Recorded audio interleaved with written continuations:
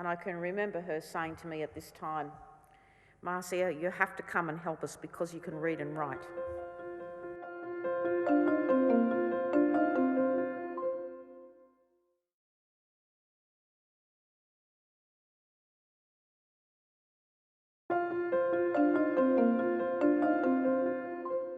Australians were clear in their intent of removing racial discrimination leading up to the 1967 referendum.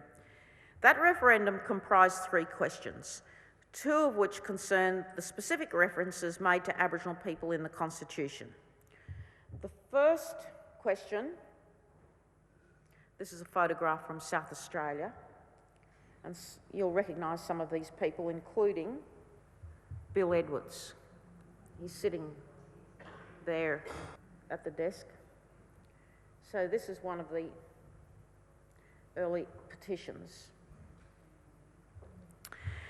Okay, the first question in the 1967 referendum is referred to as the nexus question in section 24 and related to section 24 of the Constitution, which required that the number of members in the House of Representatives be near as possible to twice the number of members in the Senate. This section has the purpose of preventing the overwhelming of the Senate's power in the case of a joint sitting following a double dissolution election. And you can see why they would be concerned about that. The question was, do you approve the proposed law for the alteration of the Constitution entitled An Act to alter the Constitution so that the number of members of the House of Representatives may be increased without necessarily increasing the number of senators? This question was overwhelmingly rejected by the Australian voters and did not achieve a majority of votes, a majority of states in favour. The second question concerned 2 clauses, section 127 and section 5126, which were the only references to Aboriginal people in the Constitution. Section 51, subclause 26, prior to the 67 referendum, read that Parliament shall, subject to this Constitution, have power to make laws for the peace, order and good government of the Commonwealth with respect to the people of any race other than the Aboriginal people in any state for whom it is necessary to make special laws. Until 1968, the Parliament could not pass laws for Aborigines because of this section. And of course it included Torres Strait Islanders.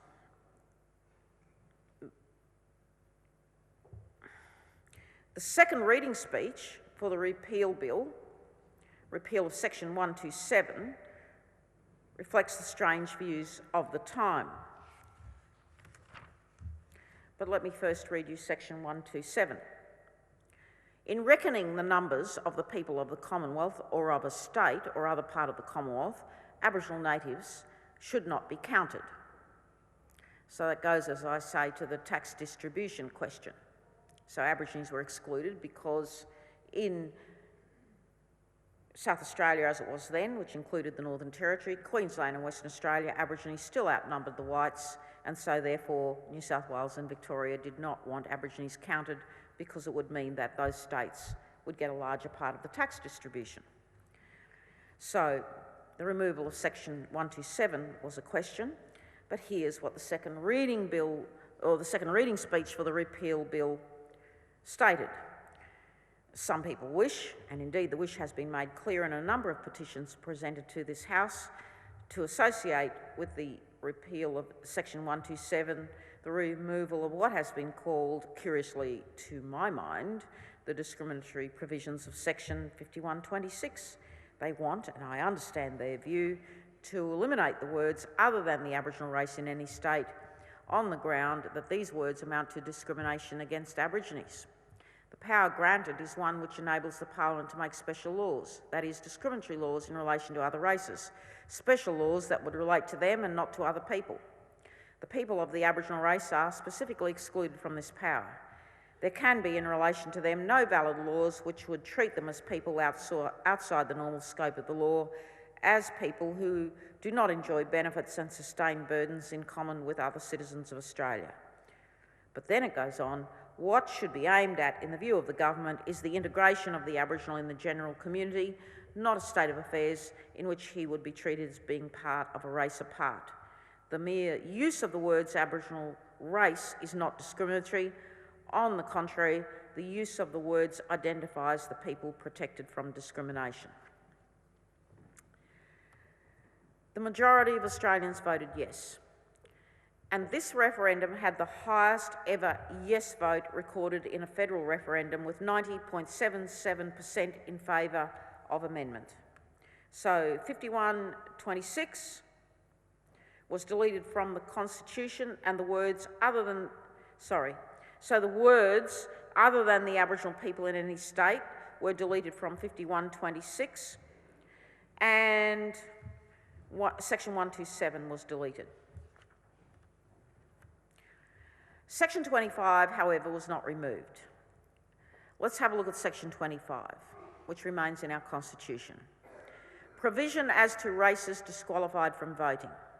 For the purposes of the last section, if by the law of any state all persons of any race are disqualified from voting at elections for the more numerous House of the Parliament of the state, then in reckoning the numbers of the people of the state or of the Commonwealth, persons of the race resident in that state shall not be counted. Now, it's an odd section which has not been used since the early 20th century. In any case, let me turn to the expert panel appointed by Prime Minister Gillard and the recommendations of the expert panel on the constitutional recognition of Indigenous Australians. And the recommendations are: remove section 25, which says the states can ban people from voting based on their race. There's some debate about that. Remove section 5126, which can be used to pass laws that discriminate against people based on their race. Insert a new section 51A to recognise Aboriginal and Torres Strait Islander peoples and to preserve the Australian government's ability to pass laws for the benefit of Aboriginal and Torres Strait Islander peoples.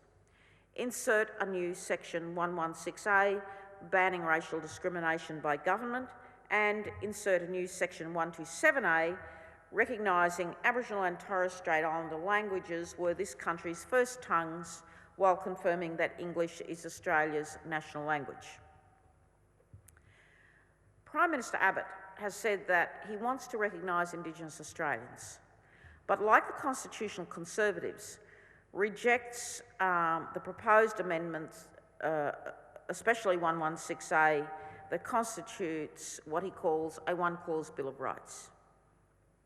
Most sensible people agree that section 25 should be removed. There is no question of that in most people's minds, including the Prime Minister's. However, section 25 is quite puzzling. According to constitutional law scholar Brian Costa, this neglected section of the Constitution mandates not who should have the vote, but how many House of Representative divisions each state shall be entitled to. Some constitutional lawyers assert that it is a mild deterrent to discrimination on racial grounds, while others view it as odious and outmoded. Harold Holt stated, "We believe the provision should be taken out of the Constitution because it is outmoded and misleading and gives cause for criticism both inside and outside Australia by people unaware of the actual situation." I tried to investigate why section 25 did not go to, was not included in the 1967 referendum, and was unable to get to the bottom of that, so I apologise. But my question is, why would you use a race power to manage the number of divisions in the House of Representatives for each state? This smacks of apartheid, the hallmark of the old South African constitution. But Costa's thinking proceeds in this way. At first glance, then, section 25 appears racialist, but on second glance, one cannot be so sure. The section certainly seems to permit the states to exclude potential voters on the grounds of race, but also to penalise states that do so by reducing the number of federal electorates to which they might otherwise be entitled. Under this contemporary reading of the section, the constitutional framers emerge as progressive inclusionists, an interpretation, however, which would not be borne out by the historical record, to assume that the section has been voided by the passage of legislation deeming discrimination on the grounds of race illegal, like the Racial Discrimination Act, would be false, for the simple reason that such legislation may be repealed or amended by Parliament. And you will remember that there was an attempt to do so last year. Furthermore, the right to vote is not explicitly enshrined in the Constitution. We do not have a constitutional right to vote, it must be understood. Costa continues, Section 30 has been interpreted as giving to the Commonwealth Parliament the authority to determine its electoral procedures. We can only speculate, he writes, as to whether any future legislation restricting the right to vote on the grounds of race, gender, class, etc., would be held by the High Court to be in breach of the directly chosen by the people words of Section 7 and 24. Given that uncertainty, a case can be mounted that Section 25 should be retained until the right of citizens to vote is unambiguously guaranteed in the written constitution or firmly embedded by judicial review in the unwritten one. So you can see how difficult it is to manage these issues of constitutional law.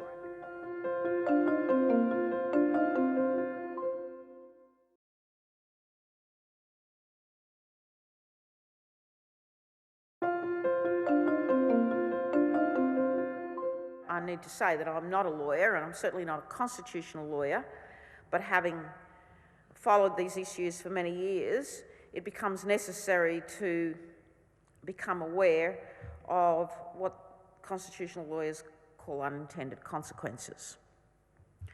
But I think all are in agreement, perhaps apart from a few, maybe 2 or 3 of our opinion makers, that Section 25 should be removed from our Constitution. At the same time,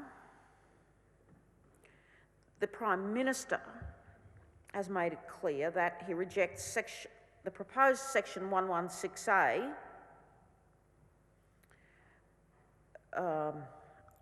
recommended by the expert panel that would prohibit racial discrimination by the Commonwealth Parliament, because it constitutes a one-clause Bill of Rights.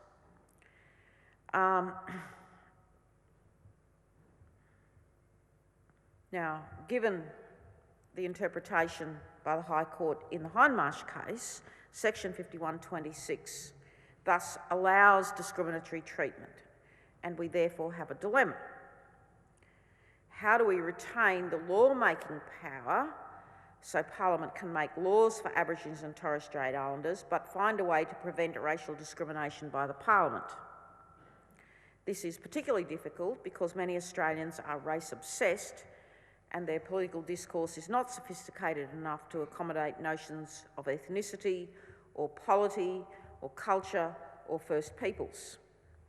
So we have this problem that for the Parliament to make laws for Aborigines and Torres Strait Islanders, like the Native Title Act, we have to write it in such a way that there is an explicit power to do so, but one which does not empower the Parliament to discriminate against us as it presently can. This may not be achievable. Noel Pearson devised an idea to resolve this dilemma, a dilemma which may yet prove fatal to our aspirations for our rightful place in the nation.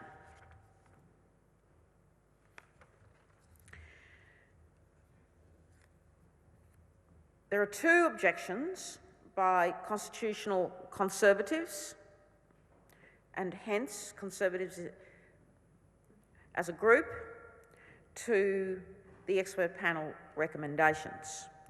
One is that parliamentary sovereignty must be preserved, And the second is that amendments to the Constitution must not create justiciable clauses, that is, clauses that could subsequently be taken in litigation to courts for interpretation because of the principle of parliamentary sovereignty. It is these two issues that are the grounds for objection by constitutional conservatives to the expert panel recommendations.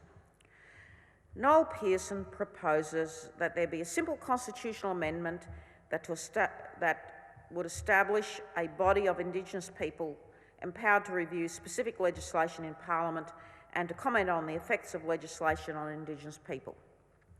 This would, he believes, provide a hook for something more substantial outside the Constitution, including a declaration of recognition, which could then be legislated in Parliament or could be a freestanding document. He envisages a proposed declaration of recognition having the status of, say, the Gettysburg Address, or in other words, a founding document, or should we say, a post-founding document. The body is envisaged as being empowered to comment on laws for Indigenous affairs and affecting Indigenous people rather than all legislation. Professor Anne Toomey, a constitutional conservative, has provided constitutional drafting giving effect to Pearson's proposal in a way that respects parliamentary sovereignty. She proposes a new Chapter 1A that could be inserted into the Constitution, which would read as follows. Chapter 1A. Aboriginal and Torres Strait Islander Body 60A1. There shall be an Aboriginal and Torres Strait Islander body to be called something. Perhaps our conventions could come up with a good idea, which shall provide advice to the Parliament and the Executive Government on matters relating to Aboriginal and Torres Strait Islander peoples. The Parliament shall, subject to this Constitution, have power to make laws with respect to the composition, role, functions and procedures of the body. Insert name of body. The Prime Minister shall cause a copy of the body's advice to be tabled in each House of Parliament as soon as practicable after receiving it. The House of Representatives and the Senate shall give consideration to tabled advice of the body in debating proposed laws with respect to Aboriginal and Torres Strait Islander peoples. Because Indigenous people constitute about 3% of the population, it's just good luck that any Aboriginal person gets elected to an Australian Parliament. As it happens, there's a few. One, and the one only in the House of Representatives of Australia, the first ever, Ken Wyatt from Western Australia.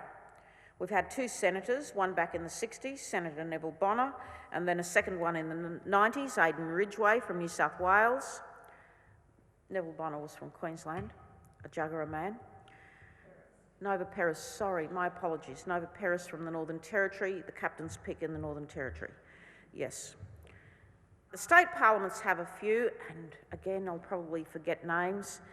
But again, this is all very recent in Australian history. So there's one in New South Wales, Linda Burney for the Labor Party, one in Queensland, no, there's two in Queensland at the moment, 5 in the Northern Territory and one in Western Australia, but there were 2 until a woman stood down. None in South Australia, none in Tasmania and none in Victoria. There were some in the past. So we don't have much of a say in the parliamentary life of Australia, and we have almost no say about legislation. So to have a permanent body commenting on legislation would be a solution to the problem our status as an extreme minority presents, and also for our desire for a rightful place in the nation. Imagine that the Prime Minister had supported the Government of Western Australia and announced the closure of 150 out of 500 Aboriginal communities over in Western Australia. The body that Noel Pearson proposes would lodge a report with the Parliament giving advice on that proposal as to its impact on Indigenous people and other matters such as finances, good governance and human rights. There is a third proposal, Frank Brennan's. Father Frank Brennan, a Jesuit priest and lawyer, came to prominence in the 1991 Aboriginal Land and Torres Strait Islander Land Acts in Queensland, and also in his deal with Senator Harradine of Tasmania during the Wick debates, in which Frank Brennan sided against Aboriginal interests, now proposes neither the recommendations of the expert panel nor Noel Pearson's proposal for an Indigenous constitutional body to advise on laws. In fact, Brennan proposes no substantive recognition or reform at all. He suggests we remove Section 25, amend the race power to become an Indigenous power, and insert a symbolic preamble. And as I said earlier, it's almost impossible to have a preamble to the Constitution. This kind of merely symbolic reform sets the bar too low and will not, in my view, be supported by Indigenous people. I know that it does not accord whatsoever with the views of Indigenous people that I've spoken to in depth about this matter, including Galarrwuy Yunupingu. His proposal is dismissive and disrespectful of decades of Indigenous advocacy for serious constitutional reform. And since the 1920s, Indigenous people have petitioned and advocated for constitutional protection of their interests and a constitutional voice in their affairs. Brennan calls himself an advocate for Indigenous rights, yet he supports no substantive reform. Furthermore, he suggests that the Indigenous body should be road tested before our people should be trusted with a body of constitutional status. He also suggests there will be identity issues in deciding who is Indigenous or not, which the High Court would need to resolve. Brennan is wrong. We know who we are. There are established legislative tests which provide rules in relation to Indigenous identity. Finally, the whole point of Pearson's proposal is for a constitutional guarantee that the Indigenous voice is heard in Indigenous affairs. A legislative guarantee will not do. I implore Australians to listen to what Indigenous people want, not Frank Brennan. I trust that we find the right question and achieve success in this most important endeavour, obtaining the majority vote of Australians at a referendum on recognising us and giving us a rightful place in the nation. There is one more thing that I want to say, and that is, as indicated in an earlier abstract of this paper, I think it's important to understand that what Noel Pearson is suggesting accords with human rights philosophy and indeed provides a mechanism for the practice of human rights and for the enjoyment of human rights. It accords with the principle of subsidiarity. It is analogous to Section 35 of the Canadian Constitution, which guarantees the duty to consult with First Nations people. And so it is, in effect, as strong as any constitution in the world in recognising the rights of First Peoples, and further provides a mechanism for subsidiarity or the enjoyment of human rights. I wanted to give a paper about that aspect of the proposal, but having heard some of the arguments, say for instance about Section 25, you can understand my reticence and how I need to go back to the desk and do a lot more work, and perhaps at another time I could go into more detail. But I feel assured that there is an answer to this dilemma of our desire for a rightful place, the rejection of a Bill of Rights approach, and the need for justice. I thank you for listening to me.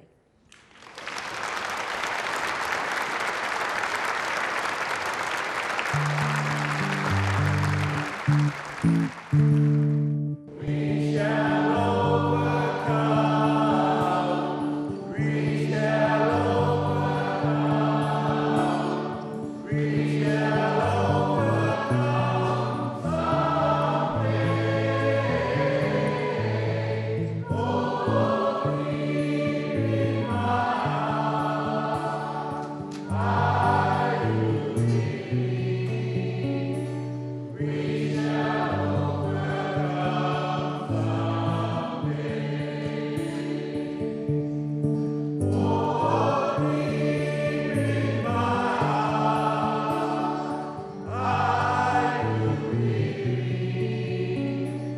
We